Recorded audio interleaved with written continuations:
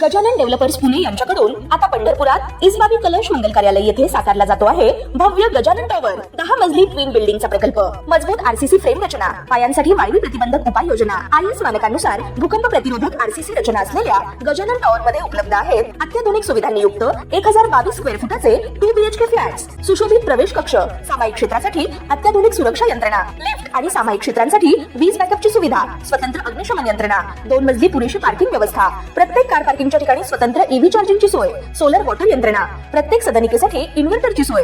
इसबाबी कलश मंगल कार्यालया शेजारी साकारल्या जात असणाऱ्या गजानन टॉवर मध्ये आजच आपला हक्काचा आणि आधुनिक सुविधांनी परिपूर्ण अलिशान फ्रीसाठी संपर्क क्रमांक 7677700025। ताज्या घडामोडी पाहण्यासाठी PVN म्हणजेच पंढरी वार्ता न्यूज या चॅनलला सबस्क्राईब करा। आगामी आषाढी यात्रेच्या पार्श्वभूमीवर पंढरपूर शहरात सर्वच विभागाचे अधिकारी कर्मचारी हे आपापल्या विभागाच्या माध्यमातून पंढरीत आषाढी यात्रेनिमित्त येणाऱ्या लाखो भाविकांच्या सुविधा तसेच समस्या याबाबत सुयोग्य नियोजन करीत भाविकांना कुठलाही त्रास होऊ नये यासाठी ॲक्टिव्ह मोडवर आले असल्याचे दिसून येत आहे।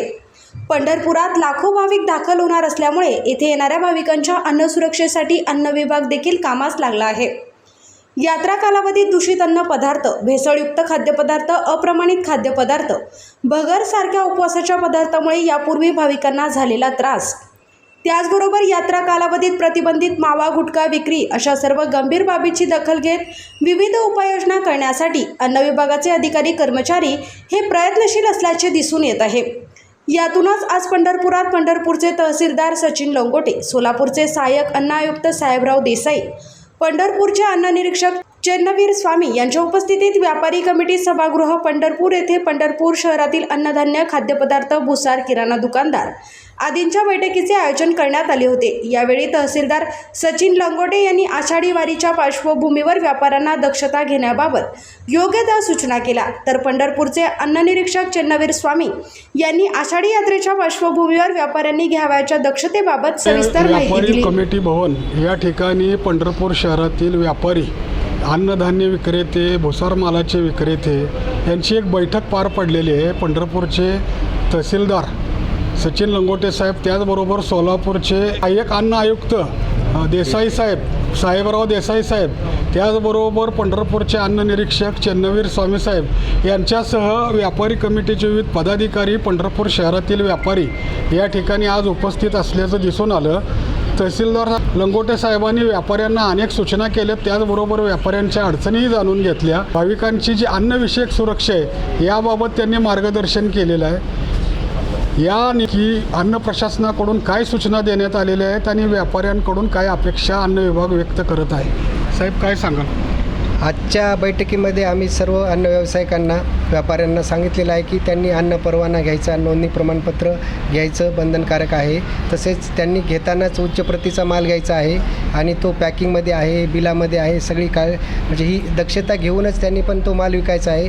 जे ग्राहकांना माल दिला जातो त्यांना पण चांगल्या प्रकारे वागणूक द्यायची, जेणेकरून तक्रारीचे प्रमाण वाढणार नाही। तसेच आपण जे भगर, उपवासाचे इतर पदार्थ आहेत त्याबाबतही चांगल्या प्रकारे काळजी घेणे आणि ते चांगल्या प्रकारचे पॅकिंगचे वापरण्याबाबत आपण सूचना दिलेल्या आहेत। त्यानंतर एक्सपायर्ड माल वगैरे ठेवायचा नाही आणि जरी ठेवायचा असेल तर तो वेगळ्या कक्षात ठेवायचा आहे।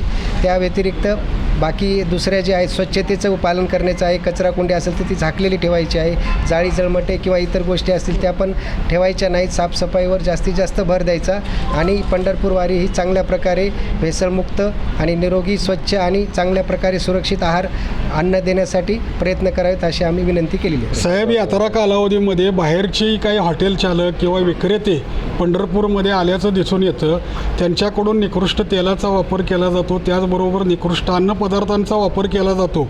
इथले जे स्थानिक व्यापारी आहेत त्यामुळं त्या निकृष्ट अन्न पदार्थामुळे कोणाला बाधा झाली, त्रास झाला तर इथल्या व्यापाऱ्यांनाही त्याबाबतचा त्रास सहन करावा लागतो, बोट दाखवलं जातं।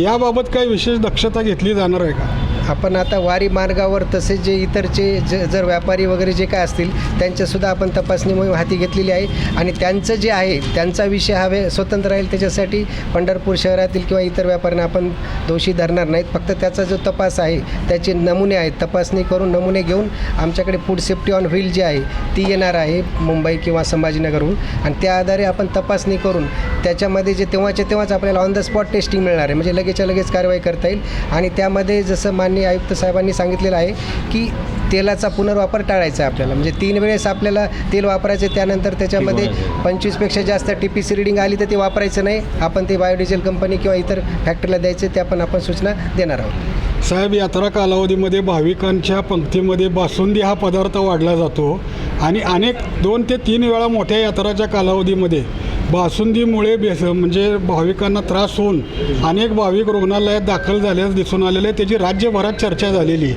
तर याबाबत काय दक्षता घेतली जाणार आहे का साहेब? बासुंदीचा प्रकार हा 2024मध्ये झाला होता. मागच्या वर्षी आपण बासुंदीवर बंदीच घातली होती 2025ला.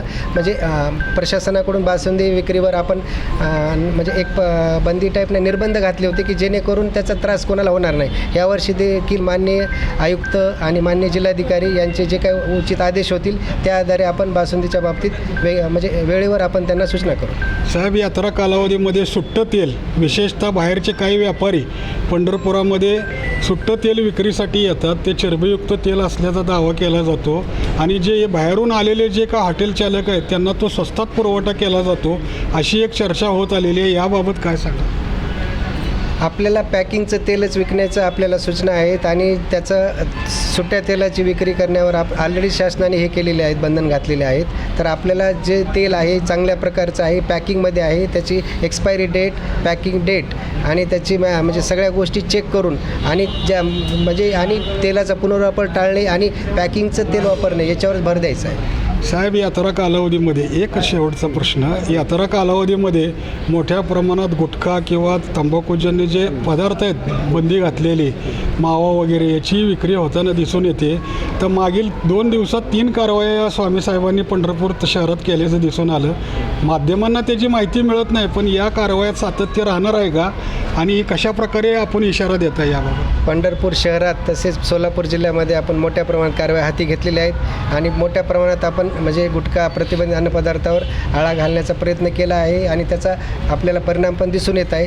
तरी यापुढे आपण म्हणजे जास्तीत जास्त कारवाई घेऊन म्हणजे तू कुठेच मिळणार नाही, आपण यासाठी प्रयत्न करू. तुम्ही नक्की कुठल्या अडचणी मांडल्यात? अडचणी एक नाण्याची एक अडचण मागितली, भडगरीची एक आणि स्वच्छतेची एक.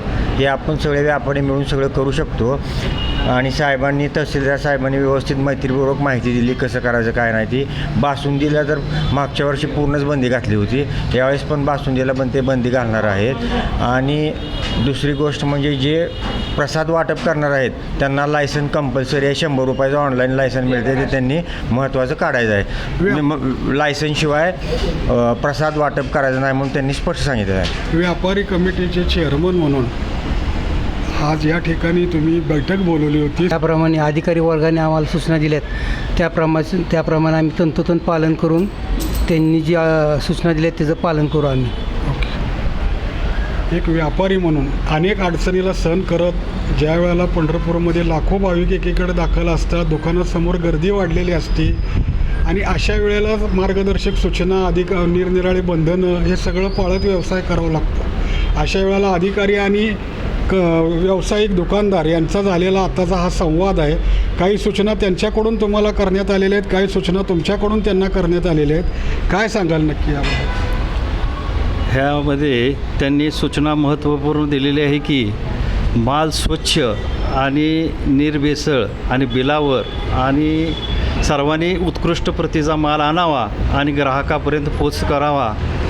ह्याप्रमाणे केलं तर कोणालाच काही अडचण येणार नाही असं त्यांनी आम्हाला आव्हान केलेलं आहे आणि त्याचं पूर्णपणे व्यापारी ते आव्हान पूर्णपणे पालन करणार असं बी सर्वांनी मान्यता दिलेली आहे.